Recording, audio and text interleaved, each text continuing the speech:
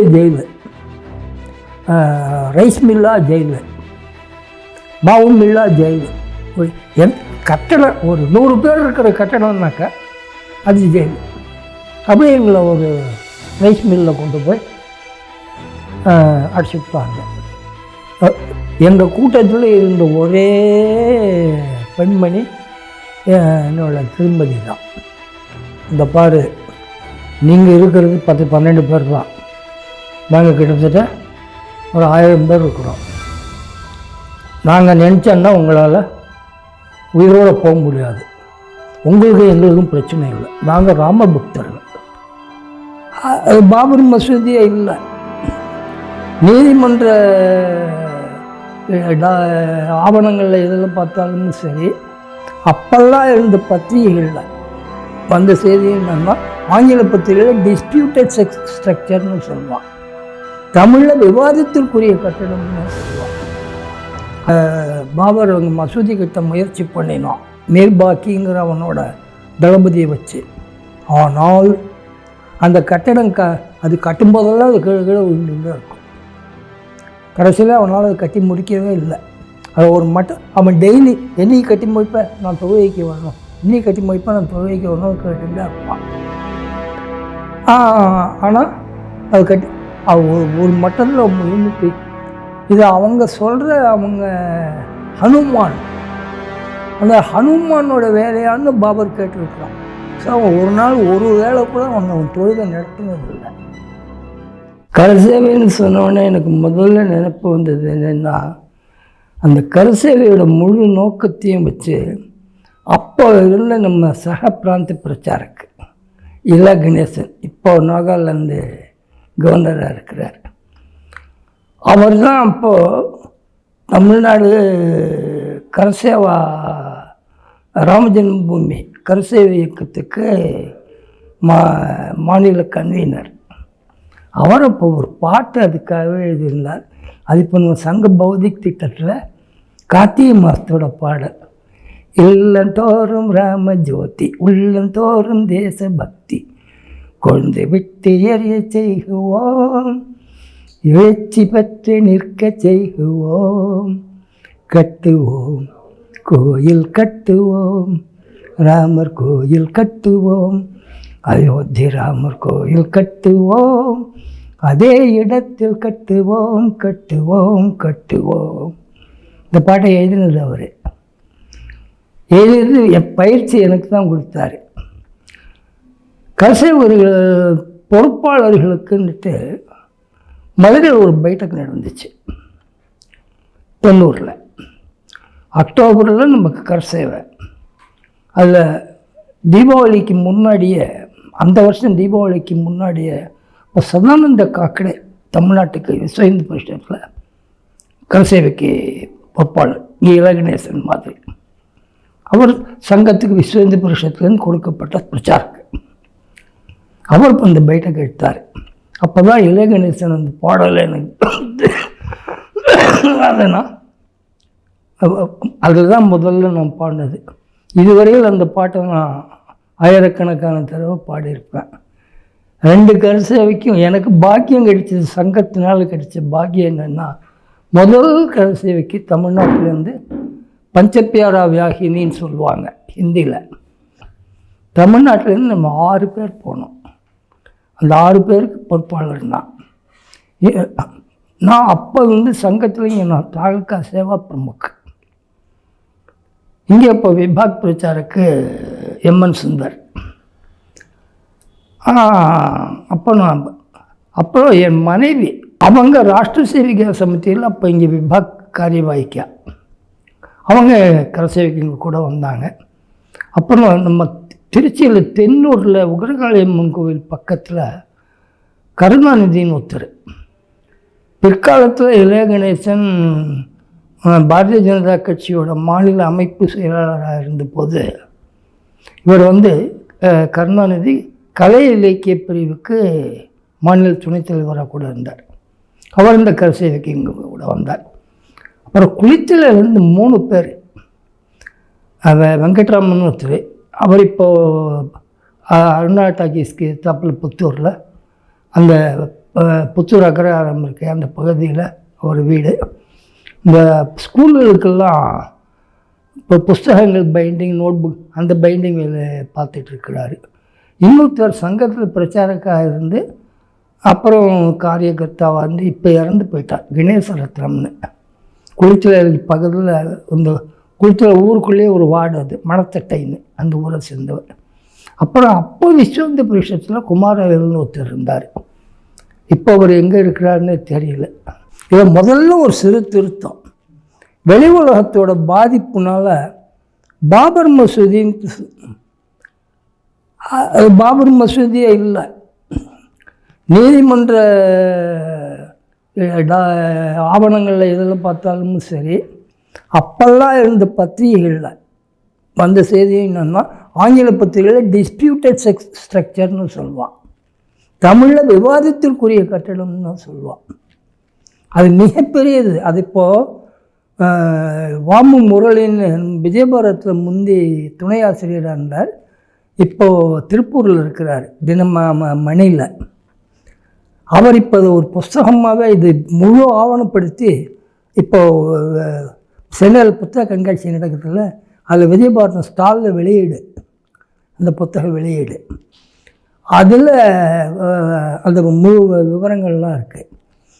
பாபர் மசூதிங்கிற சொல்லு குறிப்பாக இந்த போலி மதசார்பவாதிகள், இடதுசாரி கம்யூனிஸ்டுகள், வலதுசாரி கம்யூனிஸ்டுகள், முஸ்லிம்கள், இவங்கெல்லாம் திட்டமிட்டு சொன்ன ஒரு வார்த்தை அது. அது மிக சுருக்கமாக என்னென்னா, அங்கே அந்த கட்டடத்தை அதை தரமட்டமாக்கி பாபர் அவங்க மசூதி கட்ட முயற்சி பண்ணினான், மீர்பாக்கிங்கிற அவனோட தளபதியை வச்சு. ஆனால் அந்த கட்டடம் அது கட்டும்போதெல்லாம் அது கீழே கீழே விழுந்துட்டு இருக்கும். கடைசியில் அவனால் அதை கட்டி முடிக்கவே இல்லை. அது ஒரு மட்டும் அவன் டெய்லி என்னைக்கு கட்டி முடிப்பேன், நான் தொழுகைக்கு வரணும், இன்னைக்கு கட்டி முடிப்பேன், நான் தொழுகைக்கு வரணும்னு கேட்டுட்டு இருப்பான்.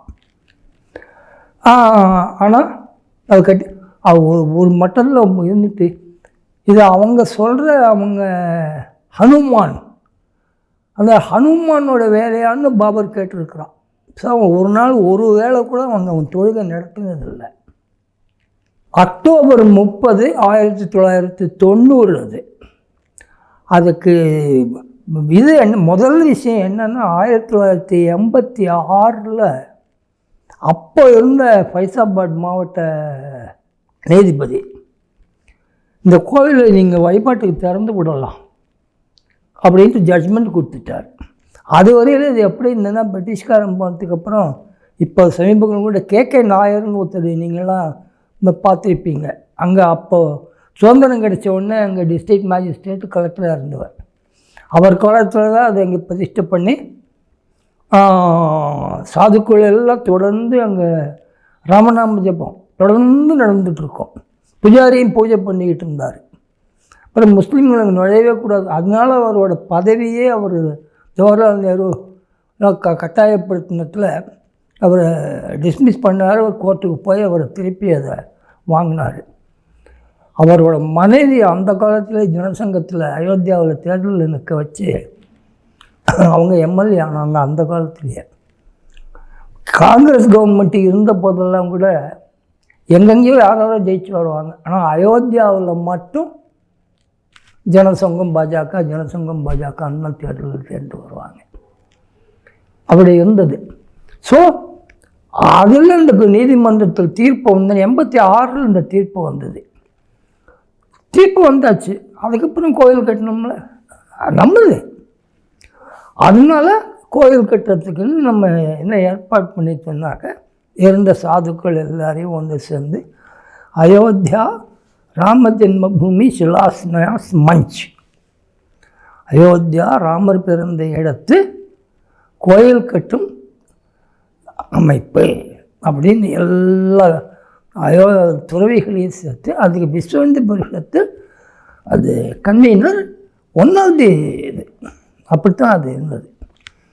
அதை ஏன் ராம ஜென்ம பூமின்னு ஒன்று, அது ராமர் கோயில் அங்கே தான் கட்டணுமா அப்படின்னாக்க, அங்கே தான் கட்டணும். ஏன்னு கேட்டால்,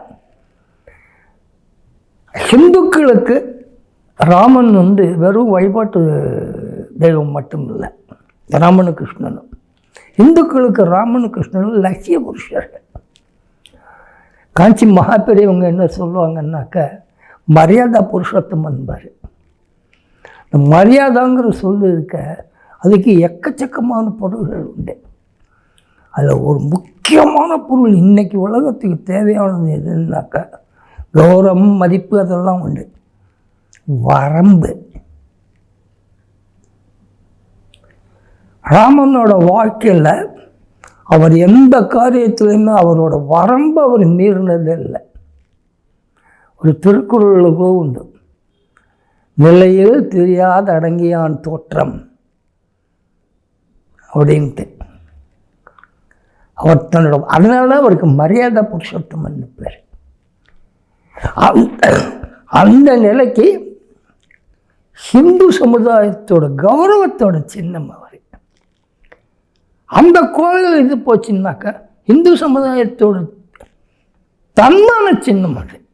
அதனால அந்த இடத்துல அது அந்த முதல் கரை சேவை அந்த கட்டடத்தை தொட்ட உடனே அப்போ கிரிலால் ஜெயின் ஒரு பத்திரிகையாளர் இருந்தார்.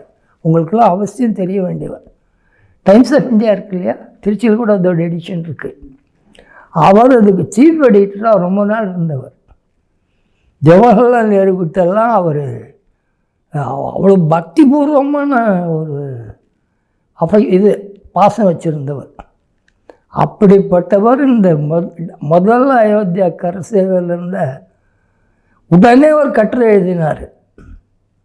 இது வெறும் கட்டிட வேலை இல்லை, இந்த கட்டிடத்தை அவங்க இடிக்கலை, ஹிந்து இது எழுச்சியோட ஒரு சின்னம் இது அப்படின்னுட்டு. அந்த இது ஒன்று அப்போ 86 இந்த தீர்ப்பு வந்த உடனே நாடு முழுக்க ஒவ்வொரு கிராமத்துலேருந்தும் ஒரு செங்கல் ராமர் பேர் போட்டது. நான் ராமர் கோயிலில் நாடு முழுக்க ஒவ்வொரு கிராமமும் இது என் கோவில், அந்த கிராமத்து மக்கள் இது என் கோவில். இப்போ எப்படி விவேகானந்த கேந்திரா இருக்குது கன்னியாகுமரியில், நாடு முழுக்க ஒரு ரூபா வசூல் பண்ணி கட்டினது. அந்த காலத்தில் நாங்கள்லாம் ₹1 வசூல் பண்ணியிருக்கோம் பஸ் ஸ்டாண்டுகளில், ரயில்வே ஸ்டேஷன்லலாம். அது மாதிரி இந்த செங்கல் பூஜை 89 செங்கல் பூஜை. அப்போ இங்கே இள கணேசன் சகப்பிராந்தி பிரச்சாரக்காரன் போது அவரும், உங்களுக்கெல்லாம் தெரிஞ்சிருக்கும், கோபால் ரத்னன் ஒரு என்ஜினியர் திருச்சியில் இருக்கிறார்.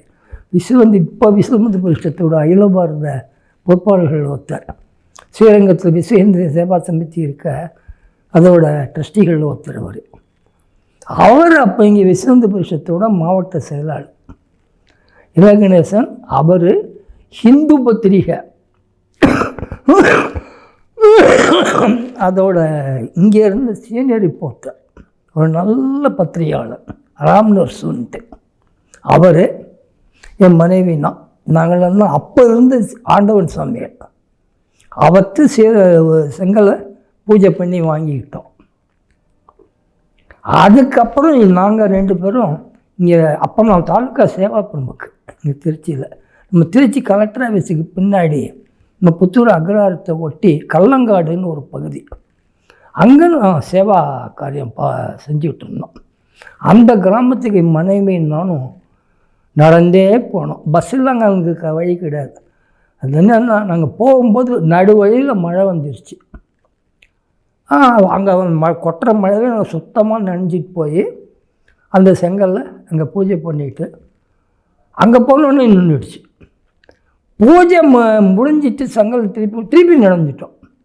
திருப்பி நனைஞ்சி புத்தூர்லேருந்து ஜிஹெச்சுக்கு ஏற்றாப்பில் பஸ் ஸ்டாப்புக்கு நாங்கள் வரையில் திருப்பி நனைஞ்சிக்கிட்டேன்னு தான் வந்தோம். உறையூரில் இப்போ புதுமண்டபந்தூரில் சங்க காரியாலயமும் காரியாலயத்துக்கு பக்கத்தில் எங்கள் வீடு.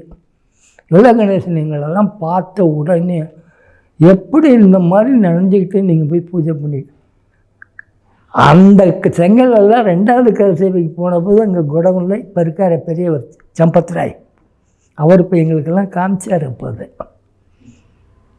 அப்படி அந்த செங்கல் பூஜையில் தான் ஆரம்பிச்சிது. அது என்னென்னா, செங்கல் பூஜையை முதல்ல ஆரம்பித்து வச்சது யாருன்னாக்க அயோத்தியாவில் அப்போ இருந்த பிரதமர் ராஜீவ் காந்தி. அயோத்தியாவில் அவர் என்ன சொன்னார்னாக்க, மீண்டும் நாங்கள் தேர்தல் ஜெயிச்சு காங்கிரஸ் ஆட்சிக்கு வந்தால் ராமராஜ்யம் கொண்டு வருவோன்னார் அயோத்தியாவில். அதே அவர் 7 சிஸ்டர்ஸ்னு சொல்கிறோமே ஆங்கிலத்தில், 7 சகோதரிகள், அஸ்ஸாம், அருணாச்சல பிரதேசம், மிசோரம், மேகாலயா, திரிபுரா, நாகாலாந்து, இந்த மாநிலங்கள். அங்கே போய் பிரச்சாரம் பண்ணோன்னே மீண்டும் காங்கிரஸ் ஆட்சிக்கு வந்தால் இயேசு ராஜ்யம் கொண்டு வருவான்னார். இந்த போலி மத சார்பின்மை தான் விவகாரத்தை கொண்டு வந்தது. அதனால தான் அது என்னன்னாக்க பாரதிய ஜனதா கட்சி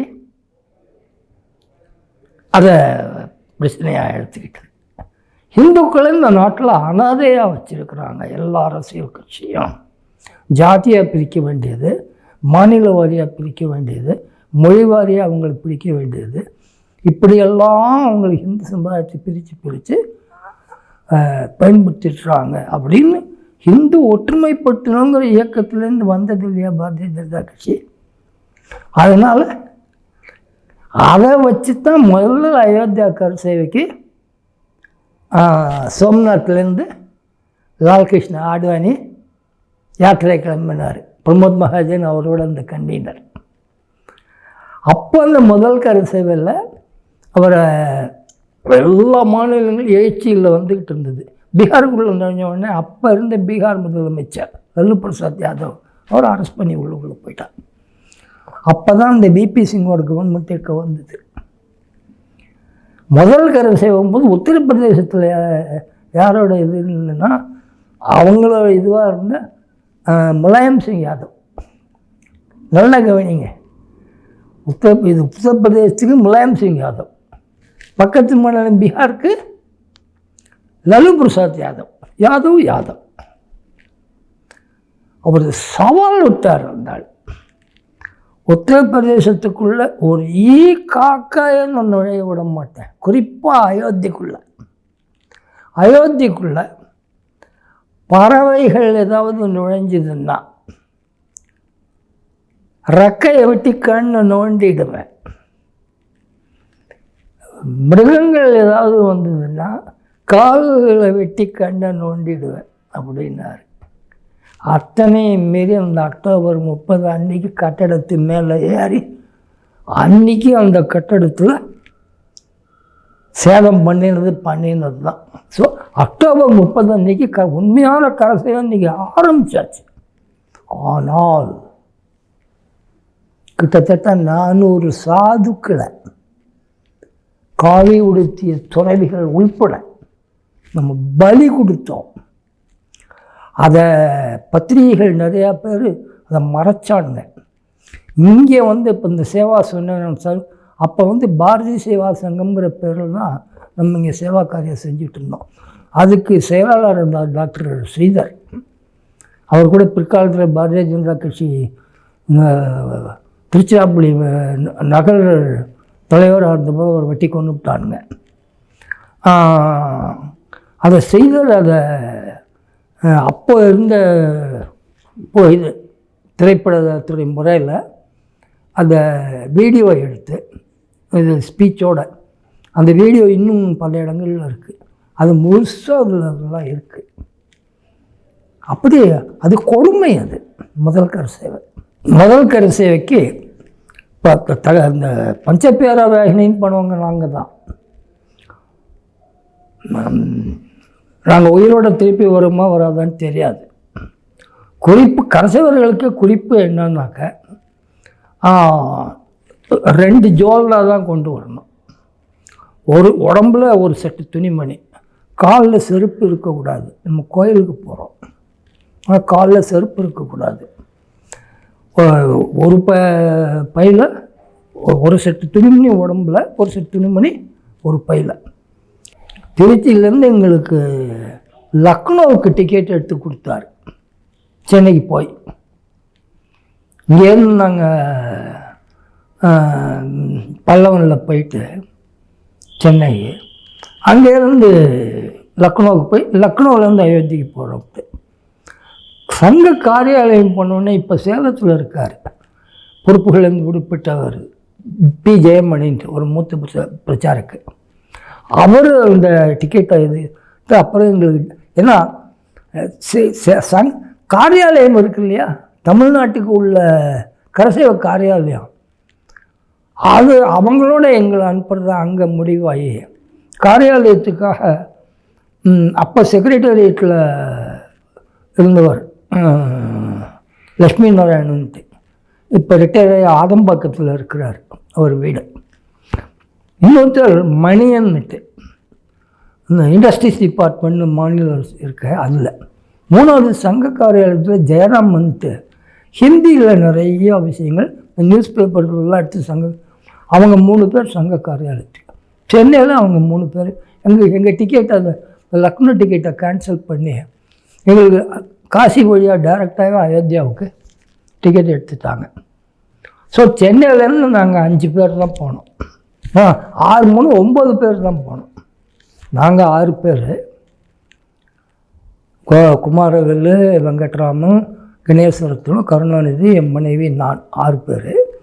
சங்க காரியாலயத்துக்கு கரசேவை காரியாலயத்துக்கு லட்சுமி நாராயணன், மணியன், ஜெயராமன் 9 பேர். அது ஆந்திராவில் ஆந்திரா போகும்போது ராமகுண்டம்னு கேள்விப்பட்டிருப்போம், இந்த தெர்மல் பவர் ஸ்டேஷன். அந்த ஸ்டேஷனில் ஒரு 750 கரசேவகர்கள், அதில் லாயர்ஸ் இருந்தாங்க, எல்லாம் இருந்தாங்க. இளைஞர்கள் 750 பேர் ஏறினாங்க. அதுவரையில் அந்த வண்டியில் நாங்கள்லாம் கரசேவகர்கள் இருக்கோன்னே யாருக்கும் தெரியாது. இதில் என்னென்னா, நாங்கள் தான் தமிழ்நாட்டிலேருந்து முதல்ல கிளம்புனோம், ஆனால் கடைசியாக போய் சேர்ந்தவங்க நாங்கள். எங்களுக்கு அடுத்த வண்டியில் கிளம்புனவங்க எங்களுக்கு முன்னாடி போய் சேர்ந்துட்டாங்க காசி. ஏன்னா அவங்க பேனருங்கள் எதுவுமே போடலை. எங்கள் வண்டியில் போனோம். இந்த அப்போல்லாம் இவ்வளவு கம்யூனிகேஷன் வசதி கிடையாது.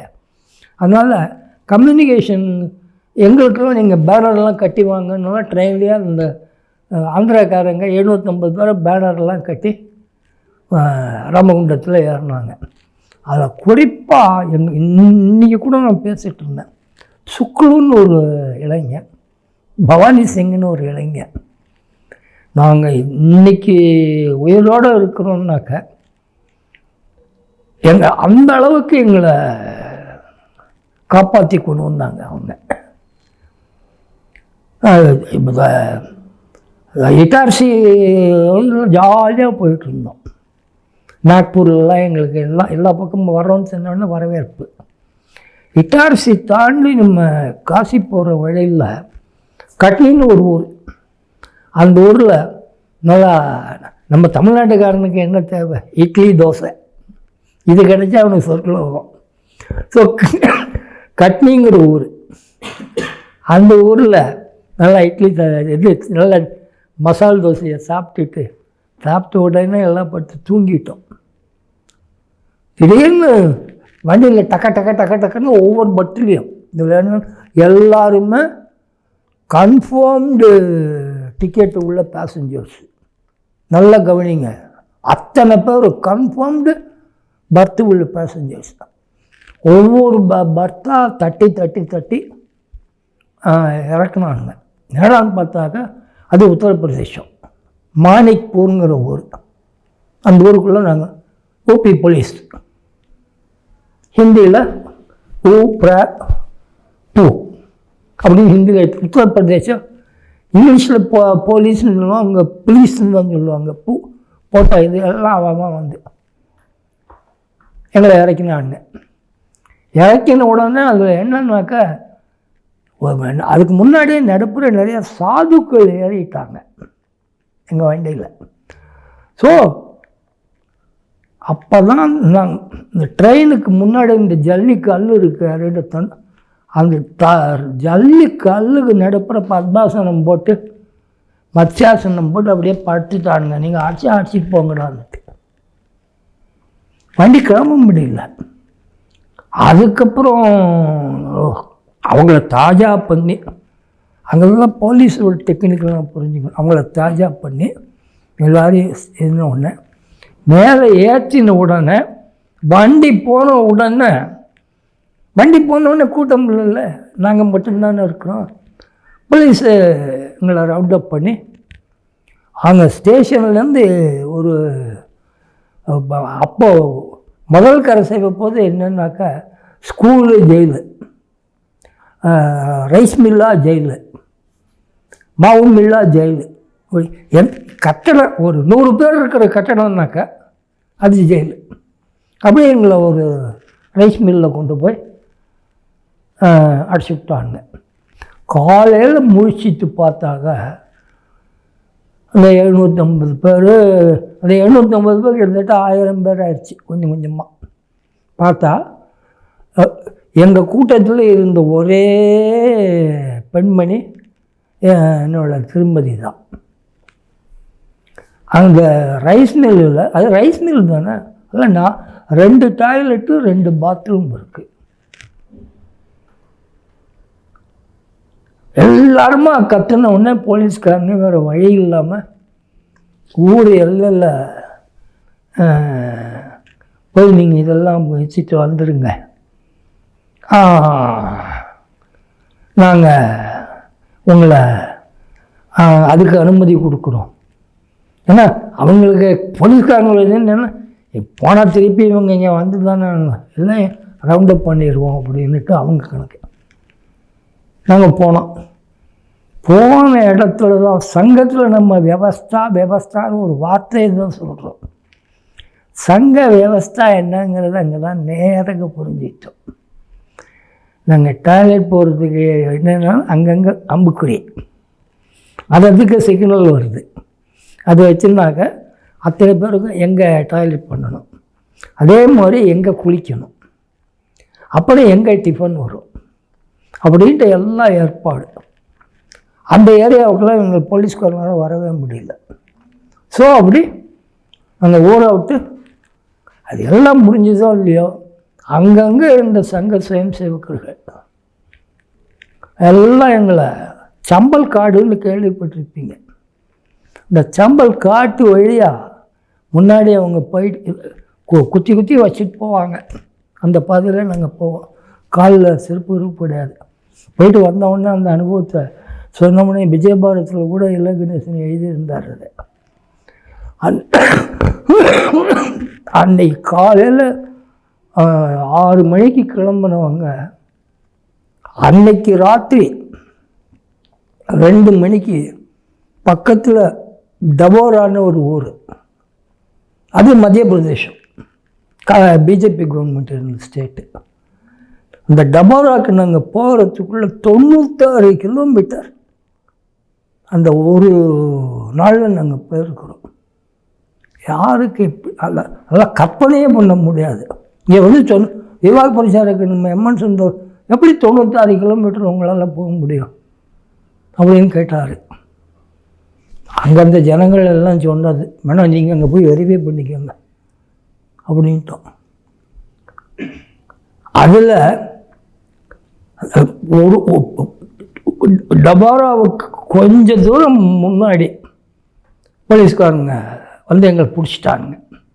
அவங்களும் என்னென்னமோ அத்வானி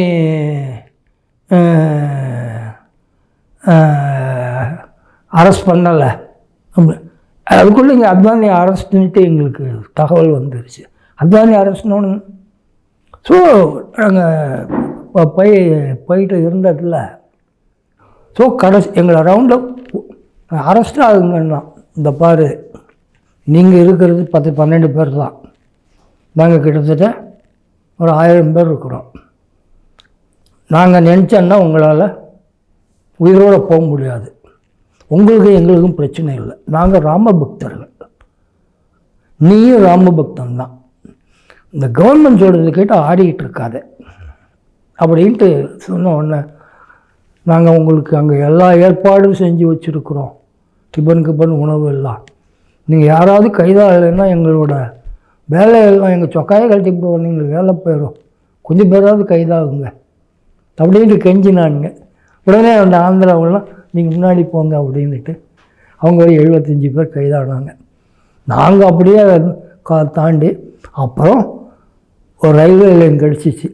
ரயில்வே லைன் கிடச்ச உடனே இங்கே விசாரித்த உடனே பக்கத்தில் டபோரான்னாங்க. முன்னாடி ஒரு போய் டபோராக்கு ராத்திரி 2 மணிக்கு போய் சேர்ந்தோம். டபோரா அவங்க ஸ்டேஷன் போர்டை பார்த்த உடனே அங்கே சொல்லிட்டாங்க மத்திய பிரதேசம் அப்படின்ட்டு. அங்கே ஒவ்வொரு வீட்டு திண்ணலையா எங்கள் எல்லாருக்கும் தங்கறதுக்கு ஏற்பாடு பண்ணாங்க. மறுநாள் வெடி காலையில் 4 மணிக்கு நம்ம ஹிந்தியில் ஒரு பஜனை பாட்டு பாடுவார் அனுப் ஜலோட்டான்னு ஒருத்தர்.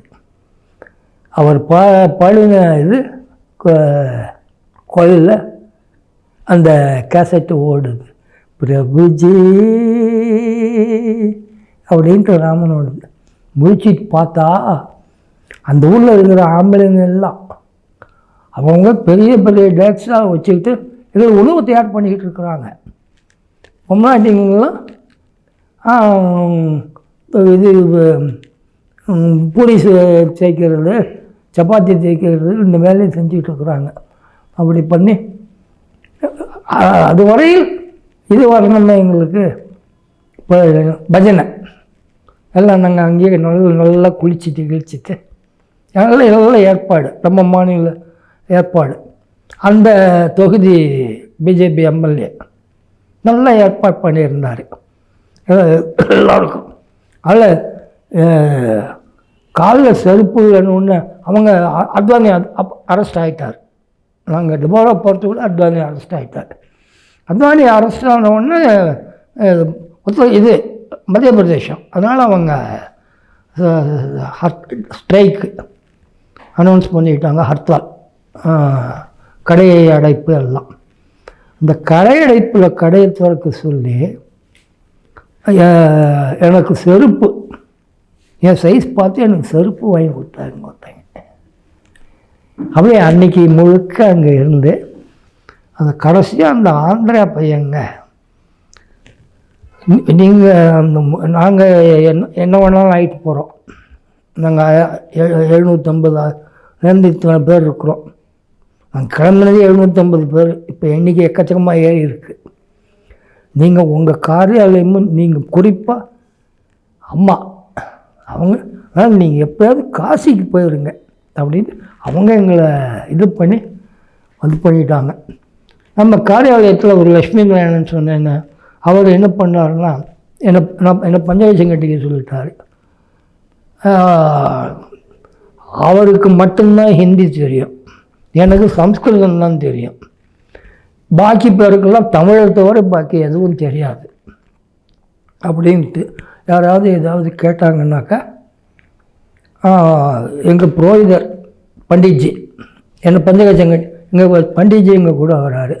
பண்டிட்ஜியோட மனைவி அவங்க எங்களுக்கு பஞ்சம் பண்ணி வைக்கிறதுக்காக. ஸோ நாங்கள்லாம் காசியில் இந்த முன்னோர்களுக்கு திதி கொடுக்க போகிறோம் அப்படின்ட்டு அவர் ஹிந்தியில் சொல்லிடுவார். டபாராவிலேயே இந்த காரியாலயத்துக்குன்னு கொண்டு போன மெட்டீரியல்ஸ் எல்லாத்தையும் போட்டு கொளுத்தியாச்சு. நம்மக்கிட்ட இருந்த ஐடென்டிட்டி கார்டு இருக்க அது எல்லாத்தையும் போட்டு கொளுத்தியாச்சு. அப்படி பண்ணி ட்ரெயினில் அங்கேருந்து டபாராவிலேருந்து காசிக்கு ட்ரெயினில் போகும்போது செக் பண்ணானுங்க இந்த உத்தரப்பிரதேஷ் போலீஸ். எங்ககிட்டலாம் ஒன்றும் இல்லை, நாங்கள் இந்த மாதிரின்னு சொன்னோன்னே அப்படி ஒரு வழியாக நாங்கள் காசிக்கு போய் சேர்ந்தோம்.